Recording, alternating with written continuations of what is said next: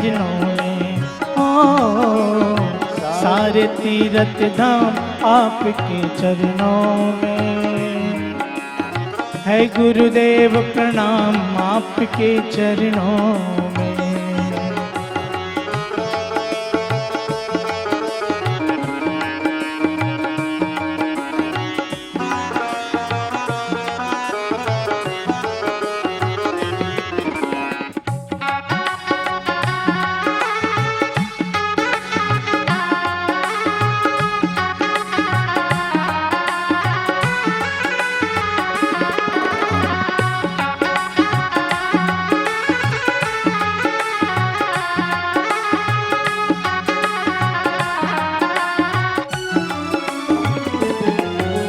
जन्म के दाता मात पिता आप करम के दाता है, आप करम के दाता है। जन्म के दाता मात पिता है, आप करम के दाता है, आप करम के दाता है।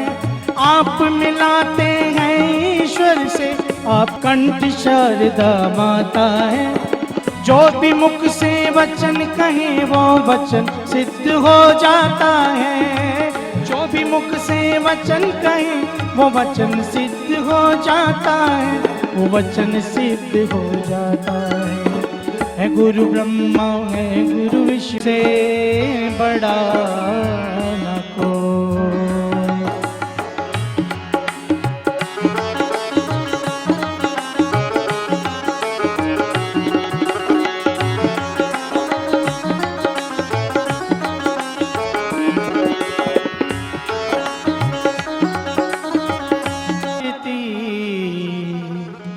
पापियों को पाप से है तार दी, श्री भागवत भगवान आरती। पापियों को पाप से है तार दी।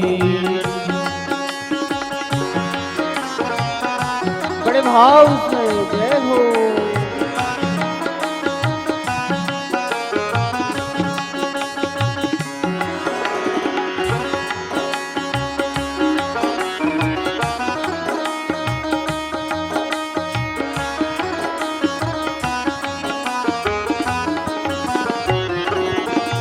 ये अमर ग्रंथ ये मुक्ति पंथ, ये पंचम वेद निराला, नव ज्योति जगाने वाला। ये अमर ग्रंथ ये मुक्ति पंथ, यह पंचम वेद निराला, नव ज्योति जगाने वाला।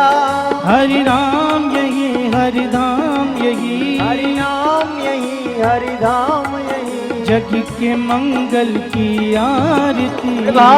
पापियों को पाप से है तारती, भागवत भगवान पाप से है तारती।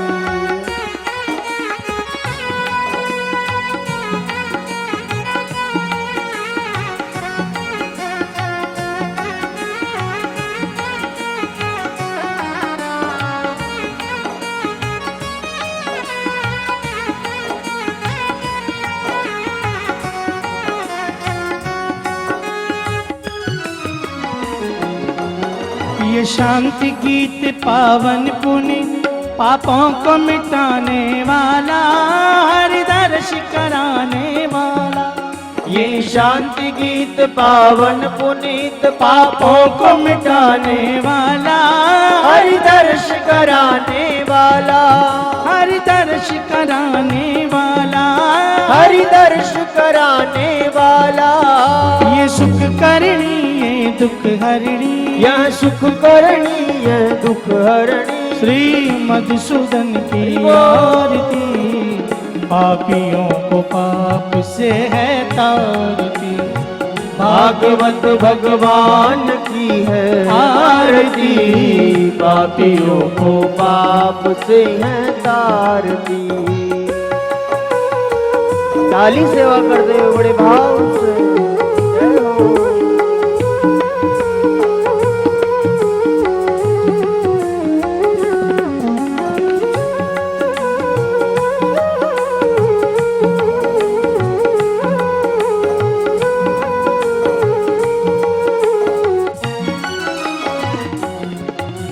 मधुर बोल जगबंध को सन्मार्ग दिखाने वाला, बिगड़ी को बनाने वाला। ये मधुर बोल जगबंध खोल सन्मार्ग दिखाने वाला, बिगड़ी को बनाने वाला, बिगड़ी को बनाने वाला। श्री राम यही घनश्याम यही, श्री राम यही घनश्याम यही, राजा राम बड़े यही भाव से। घनश्याम यही, राजा राम यही घनश्याम यही। प्रभु के महिमा की आरती, पापियों को पाप से है तारती।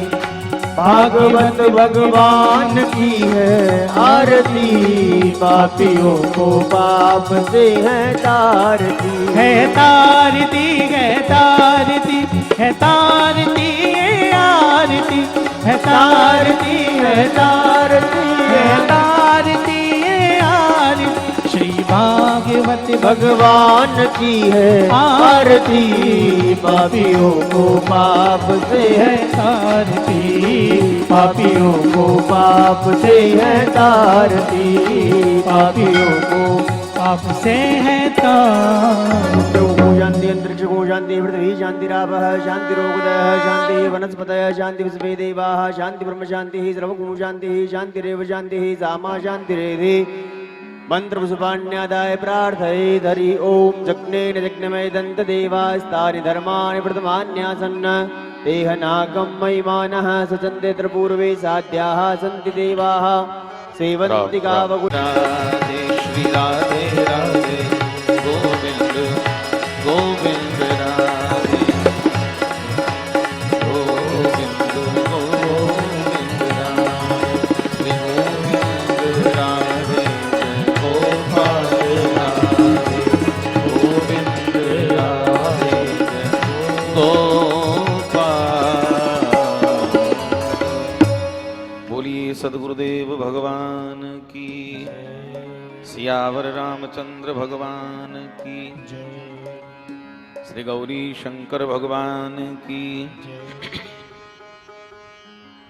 श्री राधा गोविंद भगवान की, श्री हनुमान जी महाराज की, श्री मदाद्य जगत गुरु स्वामी रामानंदाचार्य भगवान की, परम पूज्य वेद व्यास भगवान की, श्री सुखदेव भगवान की,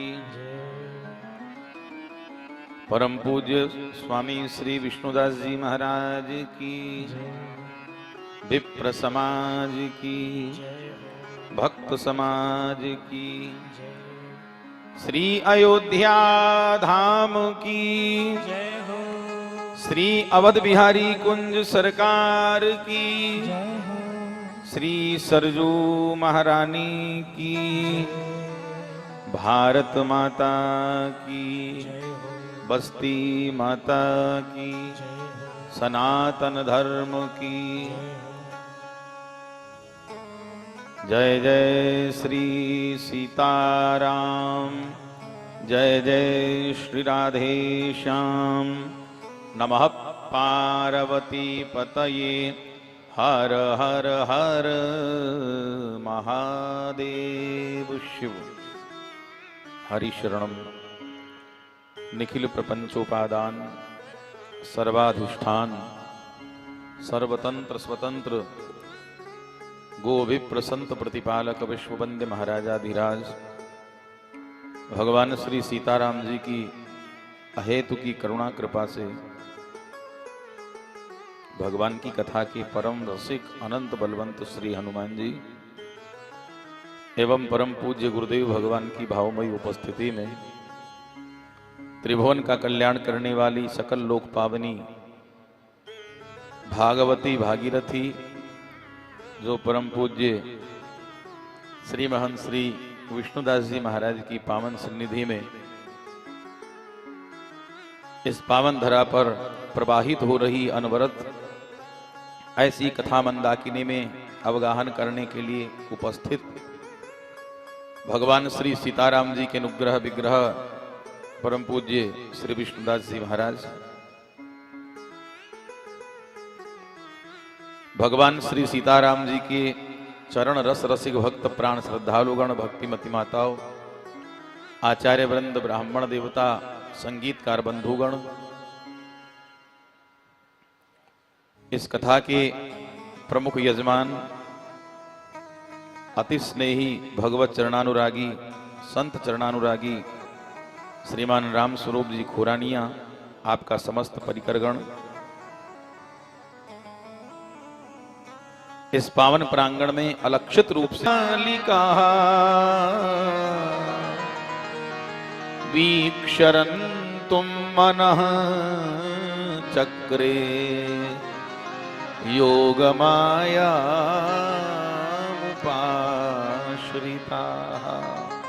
हे परीक्षित, शरद ऋतु थी जिसके कारण मल्लिकादि पुष्प महक रहे थे, चारों तरफ चंद्रमा की चांदनी छिटक रही थी, अद्भुत शारदीय सौंदर्य, और उस अलौकिक शारदीय सौंदर्य का दर्शन करके माधव का मन मुग्ध हो गया।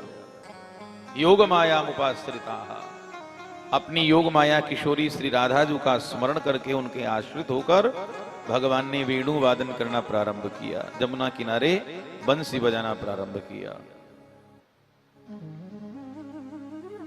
प्यारे सज्जनों, कल आपने सुना वर्षा और शरद ऋतु का जब वर्णन कर रहे थे तो भगवान शुक ने कहा कि बंसी की तान सुनकर इति वेणु रवम राजन सर्वभूत मनोहरम, तीनों लोक व्यामोहित हो गए, जड़ चेतन हो गया, चेतन जड़ हो गया। सबने सुनी, पर आज रास बिहारी भगवान ने जब बंसी बजाई तो आज सबने नहीं सुना, केवल और केवल ब्रज गोपियों ने सुना, और ब्रज गोपियों में भी केवल उन्हीं गोपियों ने सुना, सबने नहीं सुना। उन्हीं गोपियों ने सुना जिनका चीर हरण भगवान श्री कृष्ण कर चुके हैं, जिन्हें महाराज का निमंत्रण भगवान दे चुके हैं। चीर हरण क्या है ये कल आप सुन ही चुके हैं, सूक्ष्म और सुन लीजिए। भगवान के अलौकिक, अभौतिक, अप्राकृत दिव्याति दिव्य रस के रसास्वादन का अधिकार ही चीर हरण है। जब तक परमात्मा जीवात्मा के आंखों पर पड़े हुए चीर का, अज्ञान के आवरण का हरण नहीं करते हैं, तब तक जीवात्मा परमात्मा के साक्षात्कार का अधिकारी नहीं बनता। गोपियों ने सुना, बंसी की तान गोपियों के कान में पड़ी, महाराज जी गोपियां देह का समस्त भान भूल गई। ऐसे लगने लगा कि मानो मुरलीधर मुरली बजाकर हमें आवाज लगा रहे हैं, बुला रहे हैं, बंसी की तान के द्वारा आवाज लगा रहे हैं हमें। जानत तुम्ही होई जाई, ब्रह्मविद ब्रह्मैव भवति, जो ब्रह्म के स्वरूप का चिंतन करता है, जो परमात्मा के स्वरूप का चिंतन करता है, वह परमात्मा की सदृश ही बन जाता है। भगवान वाल्मीकि कहते हैं राम जी को, प्रभु आपको कौन जान सकता है? आपके स्वरूप को ब्रह्मा, विष्णु, महेश आदि देवता नहीं समझ पाए, कौन समझ सकता है? आपके स्वरूप को वही जान सकता है। सोई जानहि तुम देव जनाई, जानत तुम्ही होई जाए। जिसे आप अपना स्वरूप जनाना चाहते हैं वही आपका स्वरूप जान सकता है, और जो एक बार आपको जान लेता है वह आपका ही स्वरूप बन जाता है। तो तन्मय हो गई गोपियां, सब कुछ भूल गई। जो गोपी जिस काम को कर रही थी महाराज जी, उसी को अधूरा छोड़कर बंसी की तान सुनकर बावरी भई भागी। भागवत कार लिखते हैं, लिम्पन्त्य प्रम्रजन्त्योन्या, एक गोपी अंगराग लगा रही थी, आधे शरीर में अंगराग लगाया, आधे में लगाया ही नहीं, बंसी की तान कान में पड़ी, बावरी हो गई, और आधे शरीर में अंगराग बिना लगाए बंसी की तान सुनकर भागी। अंजन्त्यः कांश्चलोचने, एक गोपी आंखों में अंजन लगा रही थी, एक आंख में अंजन लगाया, दूसरे में लगाया ही नहीं, भूल गई, भागी बंसी की तान सुनकर।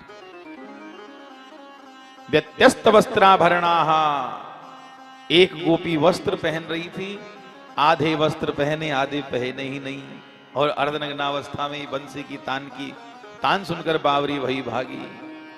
अर्थात जो गोपी जिस कार्य को कर रही थी उसी काम को छोड़कर भागी। बहुतों ने रोकने की चेष्टा की, पर याद रखना जब गंगा की धारा गोमुख से प्रकट होती है तो अपने परम प्रेमास्पद सागर को प्राप्त करके ही मानती है। मार्ग में अगर कोई पत्थर रुकावट बने तो गंगा मैया की तीव्र धारा उसको बहा ले जाती है, और अगर कोई पहाड़ बड़ा रुकावट बने तो गंगा की धारा अलग अलग होकर बहने लग जाती है। लक्ष्य है सागर को पाना, ना कि किसी से टकराना। एक ग्वाले ने बंद कर दिया महाराज जी गोपी को कमरे में, ताला लगा दिया, कैसे जाती हो बाहर। उस गोपी को बड़ा पछतावा हुआ, बहुत दुख हुआ, हे भगवान आज तमाम गोपियां प्रभु का अंग संग प्राप्त करेंगी और मुझे धिक्कार है, इस पांच भौतिक देह के कारण आज मैं यहाँ बंद कर रह गई। उसने भगवान कृष्ण के चरणों का, पाद पद्मों का स्मरण किया, पद्मासन लगाकर बैठी। हे राजन, जहोर गुणमयम देहम सद्य प्रक्षीण बंदना। दिव्य अग्नि उसके देह में प्रकट हुआ और जलकर शरीर राख हो गया। लिंग देह बंधन से मुक्त हुई और सूक्ष्म शरीर धारण करके भगवान के चरणों में सबसे पहले पहुंच गई।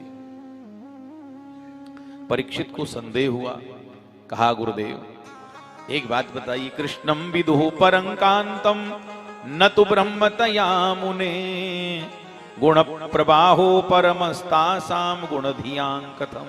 हे महामुने, प्रभु कृष्ण के प्रति इन गोपियों के मन में जो भाव था वो कांत का भाव था, पति का, प्रियतम का भाव था, प्रेमी का भाव था, ब्रह्म भाव नहीं था इनके मन में। और ऐसी स्थिति में गुणों के प्रवाह रूप इस संसार सागर से उनकी निवृत्ति कैसे हुई, ये बताइए, उनका कल्याण कैसे हुआ। भगवान शुक मुस्कुराकर कहते हैं, राजन भागवत में जिन गोपियों का वर्णन है वो गोपियां कोई साधारण नहीं है।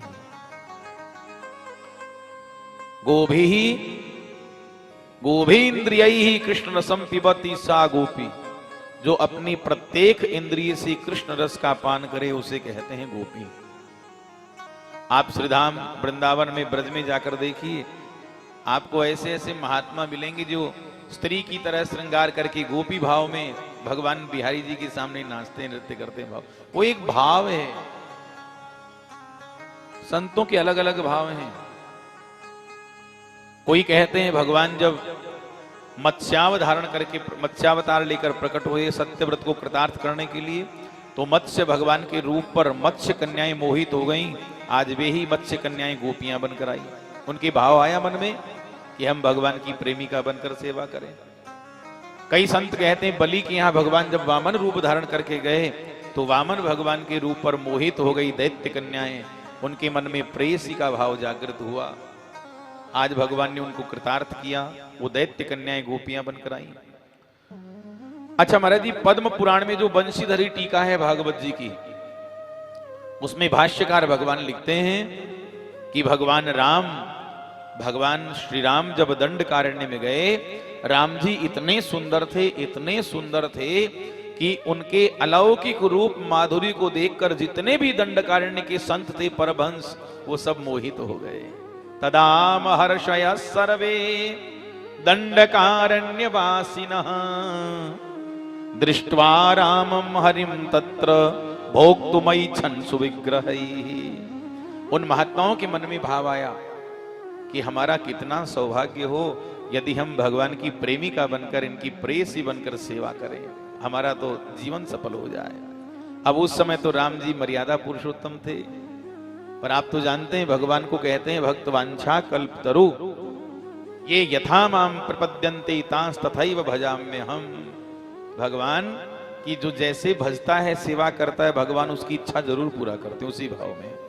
तो आज ते सर्वे स्त्रीत्वमापन्ना समुद्भूताश्च गोकुले, वे दंडकारण्य के जितने संत थे वे सब गोकुल में आकर भगवान की प्रेयसी गोपियां बने और हरिम संप्राप्य कामेन ततो मुक्ता भवार्णवत्। आज भगवान को प्राप्त करके वो भवसागर से तर गए। भक्तवत्सल भगवान की। अब बताओ कब से इंतजार कर रहे थे वो गोपी बनने का, प्रेमिका बनने का, हमारे प्यारे को छीन कर ले गई है।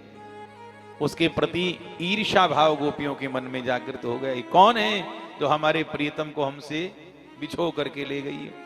दो चार कदम आगे बढ़ती तो क्या देखती हैं, भगवान के चरण चिन्ह धरती में गड़े हुए हैं, थोड़े चुभे हुए हैं, थोड़े पुष्प बिखरे हुए हैं। हाँ हाँ हाँ। एक गोपी रोती हुई कहती, देखो देखो, केशव प्रसादिनाम तत्र कामिन्या कामिना कृतम। उस कामी ने, जरूर उस कामिनी का यहाँ श्रृंगार किया होगा, उसके माथे पर बालों में फूल लगाए होंगे, वेणी में उसका श्रृंगार किया होगा। देखो फूल बिखरे हुए हैं। एक ने कहा, बावरी देख देख, ये चरण चिन्ह गड़े हुए बता रहे कि जरूर उसको कंधे पर बैठाया होगा यहाँ। पर वो कामिनी है कौन? वो कौन है जो हमारे प्यारे को हमसे छीन कर ले गई? भागवत जी में कहीं वर्णन नहीं है, लेकिन हमारे रसिक संत कहते हैं कि वह गोपी और कोई नहीं, प्रभु को जो साथ ले गई है वो भगवान की आह्लादिनी शक्ति योग माया किशोरी श्री राधा जो स्वयं थी। देखो, जो वस्तु जितनी कीमती होती है उसको उतना ही संभाल कर रखते हैं, रखते हो कि नहीं? जैसे आपने बहुत बड़ा भवन बनाया, अब जैसे हमारे राम स्वरूप जी ने सुंदर मकान बनाया है और तमाम लोग आते हैं, गृह प्रवेश करते हैं, तो स्वाभाविक है रिश्तेदार आते हैं, तो हम भी घूम घूम कर दिखाते, देखो ये हमारा बेडरूम है, ये हमारे बच्चों का शयन कक्ष है, ये हमारा अन्नपूर्णा जी का भंडार रसोई घर है, ये हमारी ठाकुर बाड़ी। दिखाते हो कि नहीं बड़े चाव से? पर क्या कोई अपने रिश्तेदारों को ये बताता है कि देखो हम यहाँ तिजोरी रखते हैं, तिजोरी में इतना माल भरकर रखते हैं और तिजोरी की चाबी यहां छुपा कर रखते हैं? बताता है कोई? हाँ? नहीं, ये तो हमारे जो अंतरंग हैं उन्हीं को पता होता है, सबको थोड़ा ही बताया जाता है। तो उसी प्रकार श्रीमद् भागवत रूपी भवन में श्री सुखदेव जी ने अपने शब्दों की तिजोरी में राधा रूपी रत्न को ऐसा छुपाया है कि जो भगवान के अनन्य रसिक भक्त हैं, चरण सेवक, वो तो इस तिजोरी को खोलकर इस अलौकिक रत्न का दर्शन कर सकते हैं, बाकी हर किसी के वश की बात नहीं है। जिस गोपी को प्रभु साथ ले जा रहे हैं उनके मन में भी थोड़ा सा अहम तत्व स्पर्श कर गया। उन्होंने कहा, जी आप मुंह पे कहाँ ले जा रहे हो? मुंह पे चलो भी नहीं जा रहे हो। भगवान ने कहा, अच्छा स्कंदारू ये था, आओ कंधे पर बैठ जाओ। और जैसे ही प्रभु झुके कंधे पर बैठाने के लिए, किशोरी जी कंधे पर बैठने लगी, भगवान वहां से भी अंतर ध्यान हो गए। सावधूरन्वतप्यतः, भगवान शुक कहते हैं कि हे परीक्षित, वह वधू भी मूर्छित होकर गिर पड़ी। गोपियां विलाप करती हुई जा रही आ रही हैं। हा नाथ रमण प्रेष्ठ क्वासी क्वासी महाभुज दास्यास्ते कृपणाया में सखे दर्शय सन्निधिम। हा नाथ, हे महाभुज, तुम कहाँ हो? कमाओ मेरे प्यारे सखा, मैं तुम्हारी दीनहीन दासियों किशोरी जी विलाप करती जा रही हैं, इधर गोपियां विलाप करती हुई आ रही हैं। तुम्हारी याद आती है, तुम्हारी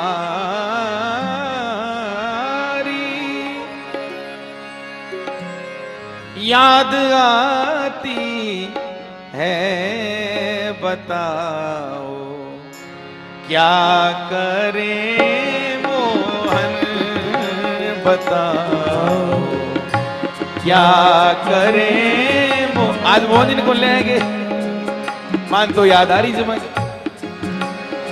हमारी जान जाती है, हमारी जान जाती है, बताओ क्या करें मोहन, बताओ क्या करें मोहन।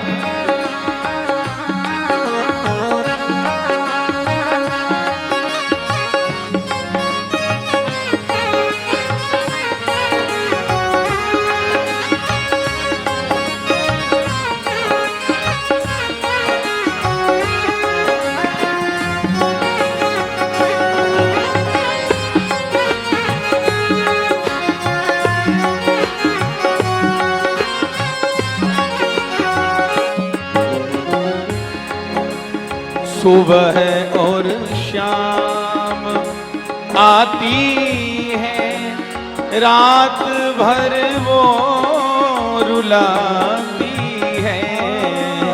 सुबह और शाम आती है, रात भर वो रुलाती है। चैन हमको नहीं आता, चैन हमको नहीं आता, बताओ क्या करें मोहन, बताओ क्या करें मोहन।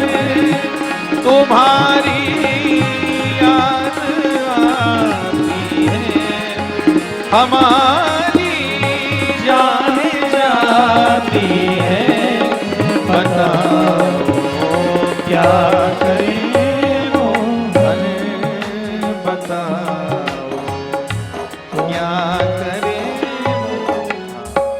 इधर गोपियां अन्वेषण करती आ रही हैं, उधर किशोरी जी विलाप कर रही हैं।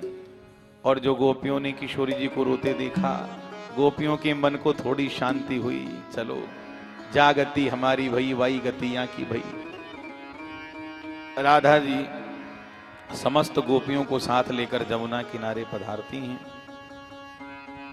प्यारे भक्तों, यमुना कहते हैं भक्ति को, साक्षात भक्ति हैं श्री यमुना जी। और जीवन में परमात्मा को प्राप्त करना है तो यमुना रूपी भक्ति का आश्रय जीवन में लेना ही पड़ेगा। बिना भक्ति की भगवान मिलने वाले नहीं हैं। गोपियों ने कनक मंजरी छंद में बहुत सुंदर गीत गाया, जिसे भागवत जी में गोपी का गीत कहते हैं। बहुत सुंदर गीत है। गोपियों का बड़ा दिव्य भाव है इस गीत में। गोपियां ये निश्चय कर लेती हैं कि इस गीत को सुनकर भी यदि माधव नहीं आए तो हम यहीं अपने शरीर को विसर्जन कर देंगी जमुना जी में, घर लौटकर नहीं जाएंगी। आइए, भागवत भक्ति का अनुष्ठान है, आप हम भी गोपी गीत में प्रवेश करते हुए गुनगुनाएं। बहुत प्यारा गीत है। जयति तेधिकम जन्मना ब्रजः रयत इंदिरा शाश्वतत्रही दयित रेष्यता रीक्षुतावकाः वैद्रेतास्तवास् त्वां विचिन्वते शरदुदाशये साधुजात सत्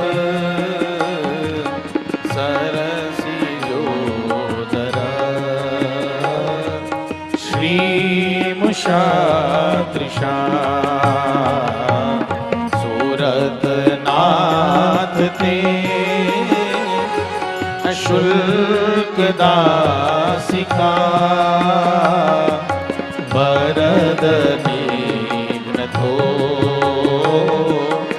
नेह क्यों बधा विष जलाप्ययात्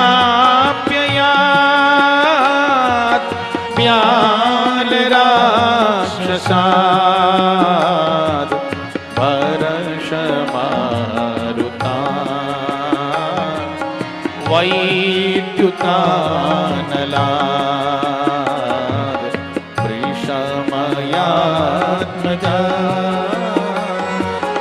देश्वतो भयात् ऋषभते वयं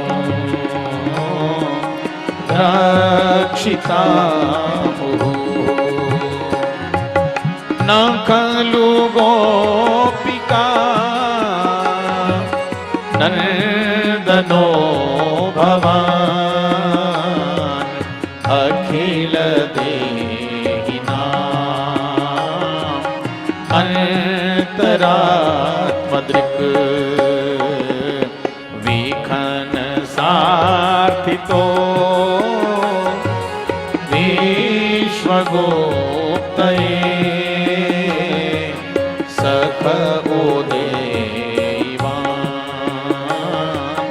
सात्वताङ्कुले वीरचिता भयं वृष्णिधुर्यते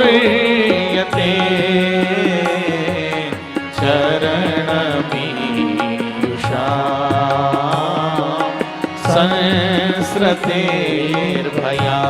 संस्रतेर्भयात् करसरोरुहा कान्तकान्तदं शिरसि धेहिनः श्रीकरग्रहम् व्रजजनार्तिहन् वीरयोषिता निजजनस्मय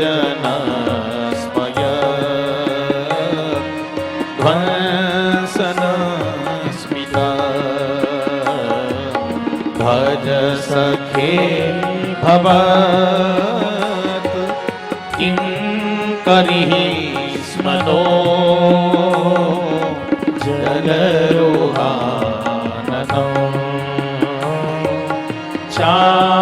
चारुदर्शय प्रणत देहिनां पापकर्षणं ऋणचरानुगं श्रीनिकेतनं फणिफणार्पितं ते पदाम्बुजं कृणुकुचेषु नः कृन्दिरचयम् मधुरया गिरा वल्गुवाक्यया बुधमनोज्ञया उक्षरेक्षणा विधिकरीरिमा वीरमुह्यति रधरसीतुनायापयस्वदा तव कथामृतं तप्तजीवनं कविविरीडितं कल्मषापहम् श्रवणमङ्गलं श्रीमदाततं भुवि गृह्णन्ति ते भूरिदा जनाः रहसिकं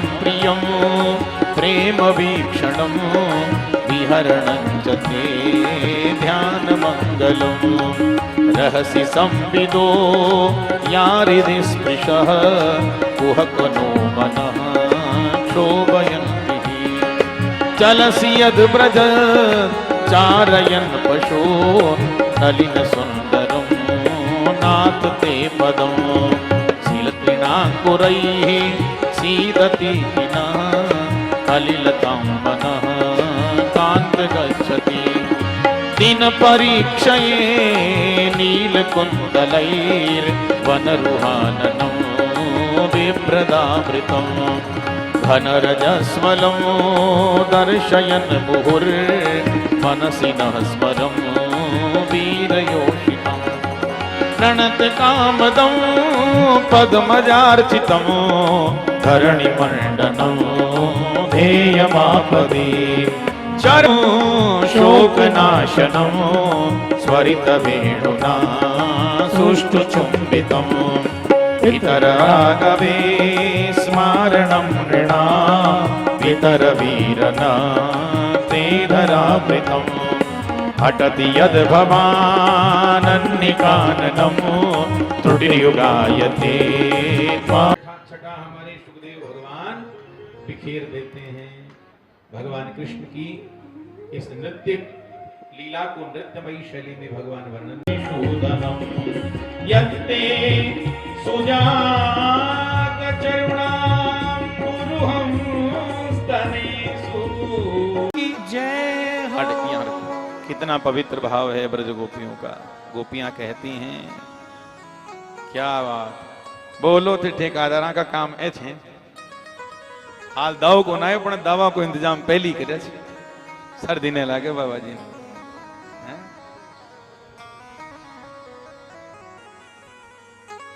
मतलब राम स्वरूप जी भी दे करी रह जी को न सका भक्तवत्सल भगवान की जयति तेधिकम जयात्मा।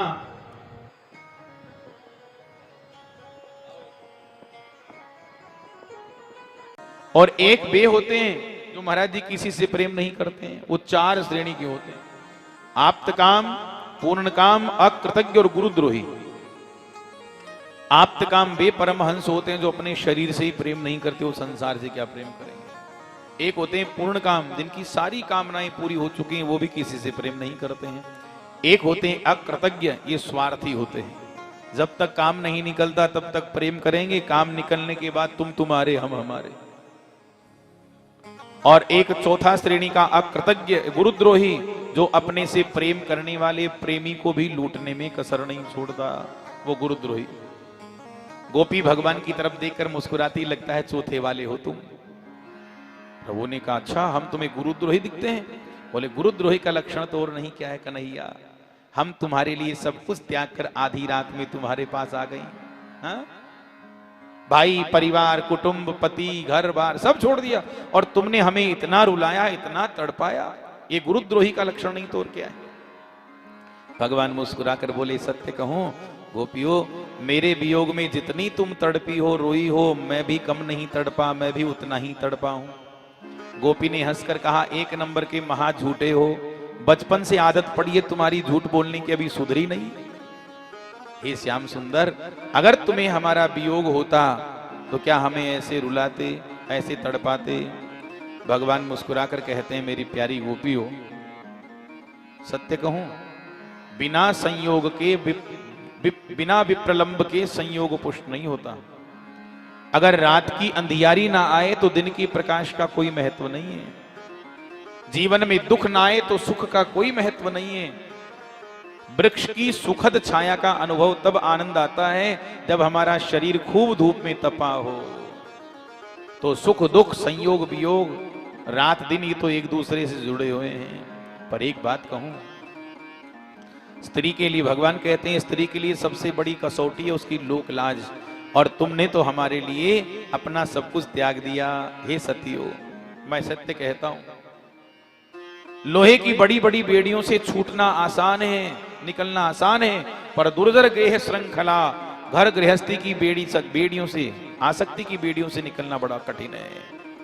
तुम्हारे इस त्याग के बदले में तुम्हें क्या दूं हे सतियो? अगर देवताओं के समान मुझे लंबी आयु मिले तो भी मैं तुम्हारे ऋण को नहीं उतार सकता। हाँ, अगर तुम ही कृपा करके मुझे उऋण करो तो मैं उऋण हो सकता हूं, बाकी मुझमें इतनी सामर्थ्य नहीं कि मैं तुम्हारे ऋण से उऋण हो सकूं। भक्त वत्सल भगवान की। माधव का वचन सुनकर ब्रजांगनाएं गदगद हो गई, प्रसन्न हो गई।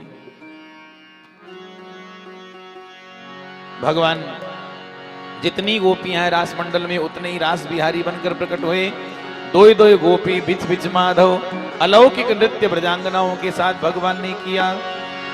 राधा नाचे कृष्ण नाचे, राधा नाचे कृष्ण नाचे, नाचे गोपी जन। राधा नाचे कृष्ण नाचे, नाचे गोपी जन। मन मेरो बन गयो सखीरी पावन वृंदावन। मन मेरो बन गयो सखीरी पावन वृंदावन। ओ रास रचो है, रास रचो है, जमुना किनारे सखी रास रचो है। रास रचो है, रास रचो है, जमुना किनारे कान्हा रास रचो है।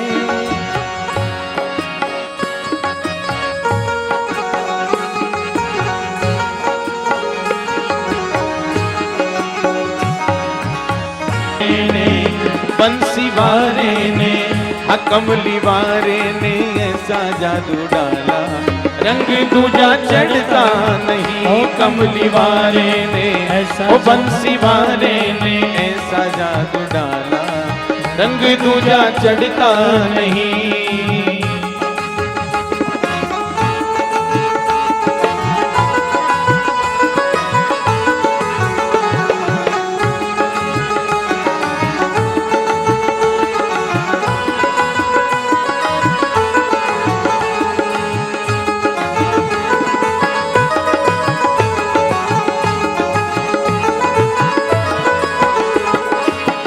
रंग भी काला, रूप भी काला, फिर भी कैसा गजब कर डाला। हो रंग भी काला रूप भी काला, फिर भी कैसा गजब कर डाला। रंग भी काला रूप भी काला, फिर भी कैसा गजब कर डाला। काले रंग ने ओ काले रंग ने काले रंग ने दीवाना कर डाला। रंग दूजा चढ़ता नहीं कमली वाले ने, ओ बंसी वाले ने, हाँ कमली वाले ने ऐसा रंग डाला। रंग दूजा चढ़ता नहीं।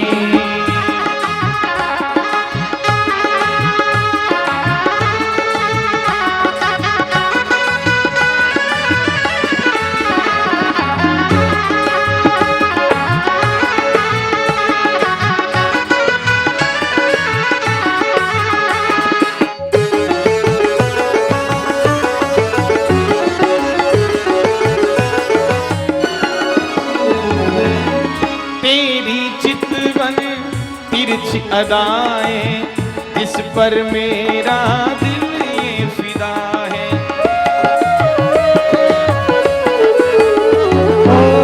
तेरी चितवन तिरछी अदाएं जिस पर मेरा दिल ये फिदा है।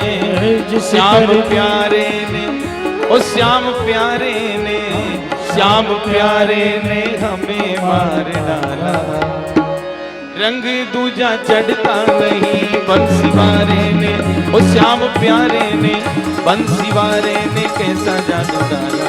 रंग दूजा चढ़ता नहीं, रंग दूजा चढ़ता नहीं, रंग दूजा चढ़ता नहीं, रंग दूजा चढ़ता। बोलिए बंसी वाले की जय। सुदर्शन शंख चूड़ का भगवान कृष्ण उद्धार करते हैं। युगल गीत के माध्यम से ब्रजबामाएं भगवान कृष्ण के स्वरूप का सौंदर्य का वर्णन करती हैं। इधर भगवान कृष्ण अरिष्टासुर का उद्धार करते हैं। देवर्षि नारद जी का आगमन होता है मथुरा में। कंस के पास पहुंच गए। नारायण नारायण। कंस बड़े चिंता में है। नारद जी ने कहा कहो कंस, उस देव ने मुझसे छल किया, मैं जीवित नहीं छोड़ूंगा। तलवार निकाल ली, म्यान से खींच ली। नारद जी ने कहा नारायण नारायण, बस बस बस, क्रोध मत करो पुत्र। वसुदेव को जो करना था वो कर चुका है। अब अगर तुमने देव की वसुदेव को समाप्त कर दिया तो वासुदेव कृष्ण तुम्हारी पकड़ में कभी नहीं आने वाला है। एक काम करो, कोई मेला ठेला का आयोजन करो। बालकों को मेला घूमने का बहुत शौक रहता है, मेला ठेला का आयोजन करो। कृष्ण बलराम को कैसे भी यहां बुलाओ और दोनों भाई जब मेला देखने लगे तुम सब लोग धोखे से दोनों को समाप्त कर देना। अरे कौन बड़ी बात, नारायण नारायण। कंस ने कहा वाह गुरुदेव, ये बात हमारे माथे में पहले क्यों नहीं आई। नारद जी ने कहा कोई बात नहीं, अब सही। इधर नारद जी महाराज वृंदावन पधारते हैं, वृंदावन पधारते हैं।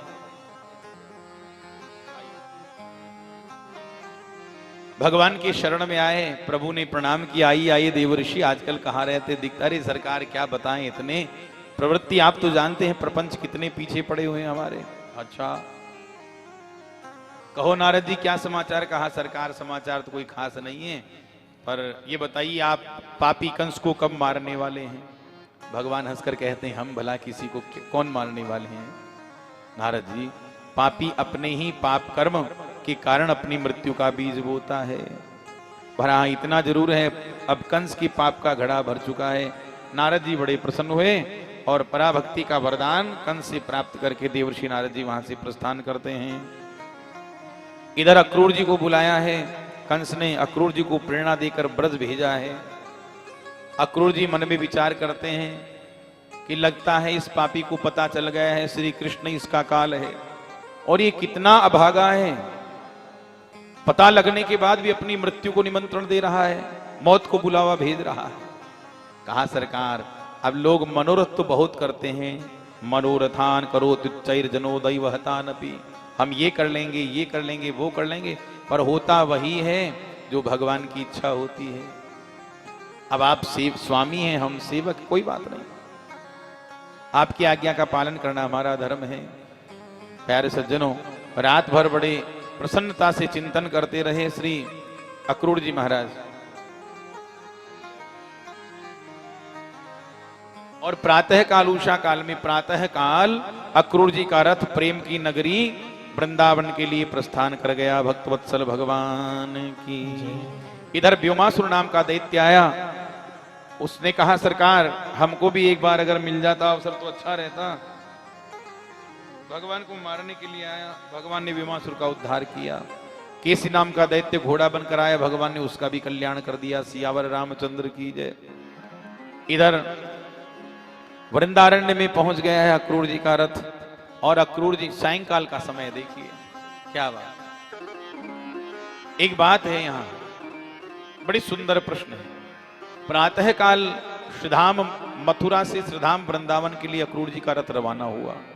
और मथुरा जी से वृंदावन धाम कितना दूर है, पैदल भी जाएं तो ज्यादा से 2 घंटे में पहुंच जाएंगे। प्रातः काल रवाना हुआ रथ सायंकाल में पहुंचता है। रथेन गोकुलम प्राप्य सूर्यश्चास्त गिरिम नृप। जब सूर्य भगवान अस्त हो गए तब रथ पहुंचा। क्यों? देखो हमारे संत कहते हैं कि अक्रूर जी का शरीर तो रथ में था, पर अक्रूर जी अपने मन के रथ पर सवार होकर मनोरथ पूर्वक पहले ही भगवान कृष्ण के चरणों में पहुंच गए। हाँ हाँ हाँ, समाधि लग गई। सोच रहे हैं कि मैंने पता नहीं पूर्व जन्म में कौन सा सुंदर कर्म किया है, सत्कर्म किया है, आज मुझे भगवान का दर्शन होगा। वो मुझे क्या क्या कहेंगे, मुझे चाचा जी कहेंगे, मुझे हृदय से लगाएंगे, मैं कितना भाग्यशाली हूं। समाधि लग रही है। परिणाम क्या हुआ? अब सोचिए, घोड़ों को हाँकने वाला समाधि में चला जाए, घोड़ों का क्या हाल होगा। जहां घास दिखी घास चरने लग गए, पानी दिखा पानी पीने लग गए। फिर अक्रूर जी को होश आता है, फिर घोड़ों को हाँकते हैं, फिर समाधि लग जाती है। और ऐसे चलते चलते सायंकाल वेला में अक्रूर जी का अर्थ वृंदावन में प्रवेश करता है। पूरा वातावरण धूलाच्छादित है। गायें वृंदारण्य से लौट रही हैं, गोदोहन काल है, और 10 दिशाएं गोदोहन शब्द से गुंजार हो रही है। गाय दोहने का समय, गोदोहन वेला। अचानक अक्रूर जी की नजर धरती पर गई तो क्या देखते हैं? हाँ हाँ, भगवान के वेद चरण चिन्ह अक्रूर जी को दिखाई दिए। पदानि तस्याखिल लोकपाल किरीट दुष्टामल पाद रेणु ददर्श गोष्ठे क्षिति कौतुकानि विलक्षतान्यब्जयमांकुशादियैः। भगवान श्री कृष्ण के वेद चरण कमल दिखाई दिए, चिन्ह दिखाई दिए, जिनके चरण कमल की रज का सभी लोकपाल अपने कमनीय किरीटों से सेवन करते हैं। ध्वज, यव, अंकुश, वज्र अंकित, आयुध अंकित चरण चिन्ह अक्रूर जी ने देखे। अक्रूर जी तुरंत रथ के नीचे कूद पड़े, और जहां भगवान के चरण चिन्ह अंकित थे वहां दंडवत प्रणाम करते हैं, और चरणों की धूल को अपने अंगों में देखो। अपने प्यारे की प्रत्येक वस्तु प्रिय लगती है। अश्रुधारा आंखों से बह चली। अक्रूर जी दंडवत प्रणाम करते हुए आगे बढ़े हैं तो क्या देख रहे हैं? श्री कृष्ण बलराम दोनों भैया एक दूसरे के गलबैया डालकर हाथ में दोहिनी पात्र लेकर गोष्ठ में, गौशाला में जा रहे हैं गाय दुहने। कितना सुंदर झांकी का वर्णन हमारे भगवान शुकाचार्य करते हैं। कैसे लग रहे हैं कृष्ण बलराम? बोले ददर्श कृष्णम रामंच ब्रजे गोदोहनंगतौ पीतनीलांबरधरौ शरदंबुरुहे क्षणौ। एक के विशुद्ध श्याम विग्रह पर पीतांबर दमक रहा है, एक के गौर वर्ण पर नीलांबर दमक रहा है, और दोनों भैया एक दूसरे के गल भैया डाल रखे हैं गले में, और हाथ में दोहिनी पात्र है, हाथ दोहने वाला पात्र जो होता है ना, दूध दोते हैं, और दोनों भाई ऐसे चमक रहे हैं, ऐसे लग रहे हैं दिव्य झांकी, मानो एक ही शरद पूर्णिमा की रात्रि में एक साथ आकाश में 2-2 चंद्रमा प्रकट हो गए हों। चंद्रमा के समान भगवान दिव्य दर्शन। अक्रूर जी ने भगवान कृष्ण के चरणों को देखा, दौड़कर चरणों में लिपट गए। अश्रुधारा बह चली, और इतना आंसू निकला कि भगवान के चरण कमलों को प्रेमाश्रु में धो डाला। प्रभु बड़े प्रसन्न हो गए। दाऊ जी बड़े खुश हुए प्रेम देखकर, हृदय से लगा लिया प्रभु ने, हाथ पकड़कर भीतर लाए। प्रक्षाल्य विधिवत पादौ, देखो अतिथि सेवा कैसे की जाती है हमारी संस्कृति में, भगवान कृष्ण हमें बता रहे हैं। पहले अतिथि आते थे, उनको आराम से आसन पर बैठाते, उसके बाद उनके चरण धुलाए जाते, हाथ धुलाए जाते, आचमन करवाते, स्नान करवाते। हाँ? भगवान अतिथि की सेवा करे, प्रक्षाल्य विधिवत पादौ, चरण धुलाए, उसके बाद निवेद्यगाम चातिथय, अतिथि अक्रूर जी को गौ माता का दर्शन करवाया। हाँ, क्या बात है। गौ माता के दर्शन के दो फायदे हैं, एक इहलौकिक फायदा, एक पारलौकिक फायदा। यह लौकिक फायदा क्या है सुन लो। मान लो किसी को चाय पीने की खोटी आदत पड़ी हुई है, बुरी आदत, अच्छी तो नहीं कहेंगे, बुरी कहेंगे। अब कई लोग क्या होते हैं राम स्वरूप जी, इतने व्यसनी होते हैं कि 4 बजे चाय नहीं मिली तो जो माथे में झटके लगते हैं, अरे राम राम, रहा नहीं जाता। देखो, किसी भी व्यसन का इतना व्यसनी नहीं होना चाहिए कि हम उसके बिना रह ही ना पाए। हाँ, व्यसन हो तो इतना भी नहीं। अरे व्यसन ही अगर करना है तो भगवान के भजन का व्यसन डालिए, आनंद आ जाएगा। हाँ? माया मुक्ति किसे कहते जानते हो? माया मुक्ति इसी का नाम है, मिल गया तो भोग लिए और नहीं मिला तो कोई बात नहीं, ठाकुर जी की इच्छा। इसी का नाम है माया मुक्ति। न तो किसी वस्तु या व्यक्ति में हम इतनी आसक्त हो और ना ही अनासक्त हो, मिला तो ठीक, नहीं मिला तो सितारा। इसी को कहते हैं माया मुक्ति। तो मान लो चाय पीने की आदत है और हम किसी के यहां मेहमान बनकर चले गए, अब चाय पीने की इच्छा हो रही है, प्रबल इच्छा, पर हम शर्म के मारे कह नहीं पा रहे हैं, शर्म के मारे कहते नहीं है। भगवान जाने इनके यहां दूध होगा कि नहीं, है? भगवान जाने दूध मिलेगा कि नहीं, तो शर्म के मारे कुछ कह नहीं पाते हैं। तो पहले अतिथि आते थे तो उनको गोमाता का दर्शन करा के ऐसे बिल्कुल कह देते कि चिंता मत करो, देखो हमारे यहाँ गोमाता बंदी है, गोमाता की खूब कृपा है, चकाचक दूध चाहिए, दही चाहिए, चाय चाहिए, छाछ चाहिए, सब मिलेगा, जो चाहिए मांग लेना, संकोच मत करना। ये तो है यह लौकिक फायदा। अब गोमाता के दर्शन का पारलौकिक फायदा सुनिए। गौ माता का दर्शन करने मात्र से ब्रह्मांड भर के तमाम देवी देवताओं के दर्शन का लाभ प्राप्त हो जाता है।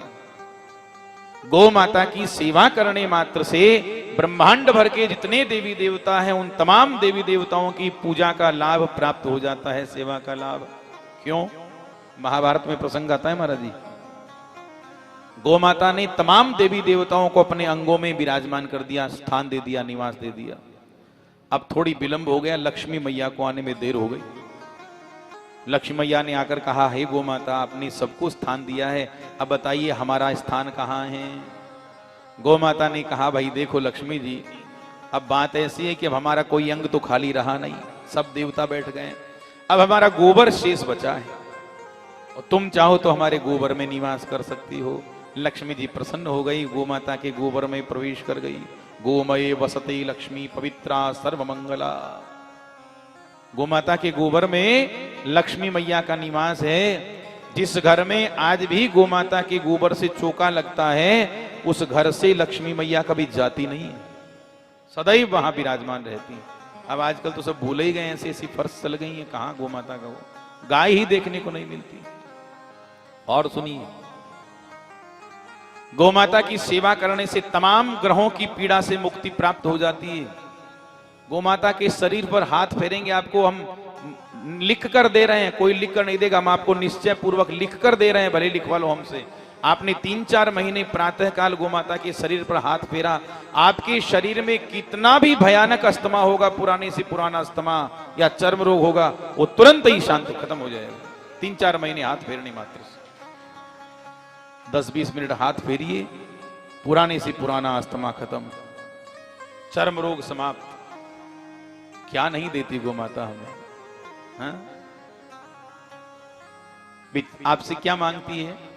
कितना उपकार है गाय माता का हमारे ऊपर। देखिए, आपसे रसमलाई मांगती है, आपसे रबड़ी मांगती है नहीं, तृणम चरती, घास खाती है बेचारी और इसके बदले में अमृतम क्षरती, अमृत हमें प्रदान करती है। गोमाता का दूध अमृत, स्वर्ण तत्व पाया जाता है गोमाता के दूध की। कल महिमा सुने थे। विवेक, प्रज्ञा, तीव्र बुद्धि, कुशाग्र बुद्धि, वीर्य की वृद्धि करने वाला, बल पराक्रम की वृद्धि करने वाला गोमाता का दूध। गोमाता का दही अमृत, घृतम वही प्राणः, गोमाता के घी में प्राण शक्ति है। गोमाता का गोमूत्र, आज वैज्ञानिक भी बड़े बड़े भयानक रोगों की औषधि गोमाता के मूत्र से बना रहे हैं। कैंसर जैसे असाध्य रोग की दवाइयां बन रही महाराज जी गोमूत्र से। गोमाता का गोबर अमृत क्या नहीं देती, पुत्रवत पालन हमारा करती है। गो के उपकार कहां वर्णो, जिसके ऋण से ये ऋणीय मही है। इस धरती पर इतने उपकार हैं गोमाता के कि ये धरती माता कभी गोमाता के ऋण से उऋण नहीं हो सकती।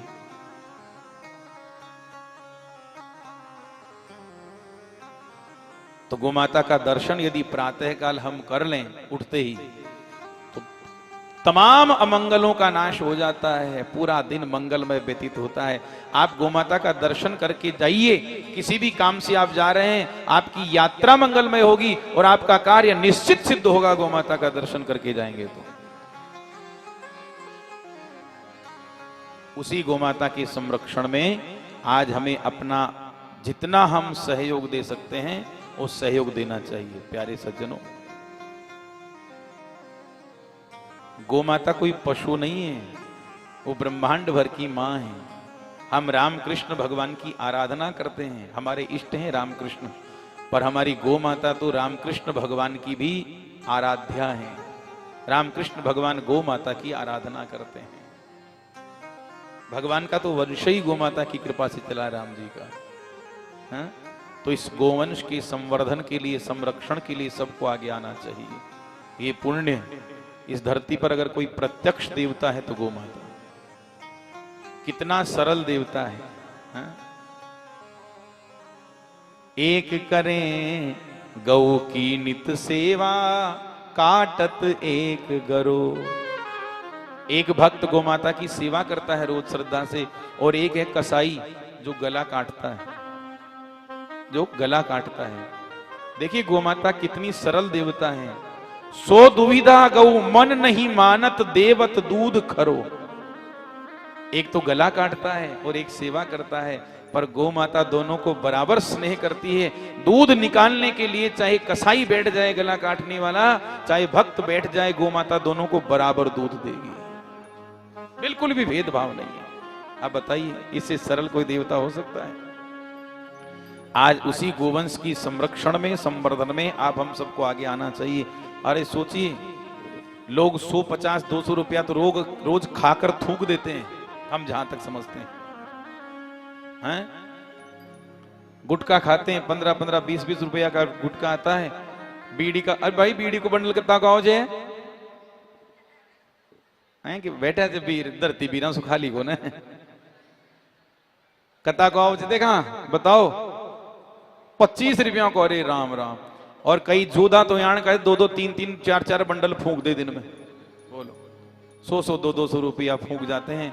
काया छीज रही है, तरह तरह के रोग लग गए हैं, जगह जगह थूकते फिरते हैं। घर वाले परेशान, पत्नी परेशान, खुद भी परेशान है। हाँ महाराज जी, क्या निकला, क्या मिला? बर्बादी, शरीर की बर्बादी, घर परिवार की बर्बादी। अरे इससे अच्छा है गोग्रास निकालिए, रोज श्रद्धा से एक पात्र बना लीजिए, गोलक रखो गोमाता का। किसी घर में 5 आदमी होंगे, किसी में 10। हम ज्यादा नहीं, आपको 10 रुपया रोज के लिए निवेदन करके जा रहे हैं। प्रति व्यक्ति 10 रुपया रोज गोग्रास ईमानदारी से निकालो, श्रद्धा से। एक घर में यदि 10 व्यक्ति हैं तो 100 रुपया रोज, 3000 रुपया महीना, 12 महीने का 36,000 रुपया गोमाता की सेवा में जा रहा है एक परिवार से। और आपकी जहां श्रद्धा है, सूरपुरा नजदीक है, यहाँ और कहीं आपके नजदीक गौशाला है, वहां कहीं भी दीजिए, पर गोमाता की सेवा में गोग्रास जरूर दीजिए, सेवा कीजिए। इसी से कल्याण